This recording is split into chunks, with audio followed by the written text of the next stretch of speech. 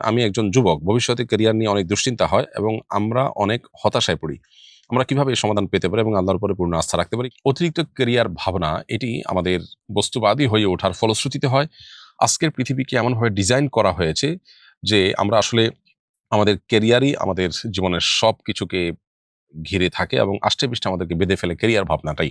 একজন ইমানদার যিনি বিশ্বাস করেন যে মৃত্যু যেকোনো মুহূর্তে আসতে পারে এবং অনন্তকালের যাত্রা আমার তার মধ্য দিয়ে শুরু হবে। অতএব দুনিয়াতে ক্যারিয়ার গড়ে তোলাটা আমার জীবনে সবচেয়ে বড় লক্ষ্য নয়। এটা একটা গুরুত্বপূর্ণ লক্ষ্য অবশ্যই, কিন্তু সবচেয়ে বড় লক্ষ্য নয়। বিধায় আমার সবচেয়ে বড় দুশ্চিন্তার বিষয় হলো যে আমার কোনো কাজ যদি আল্লাহ অসন্তুষ্ট হয়ে যান, আমার আখিরাত বরবাদ হওয়ার মতো কোনো কাজ ঘটে, সেটা হলো আমার সবচেয়ে দুশ্চিন্তার বিষয়।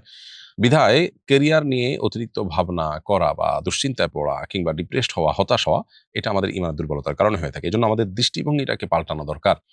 এবং এটার জন্য অবশ্য আমাদের আশপাশ, পরিবেশ, আমাদের পরিবার, প্রতিবেশ এ সবকিছুর একটা দায় এখানে আছে।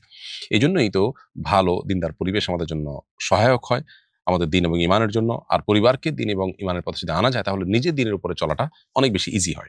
তো এই জায়গাটাতে আমাদের বিশেষভাবে ফোকাস এবং মনোযোগ দেওয়া দরকার এবং চেষ্টা থাকা দরকার।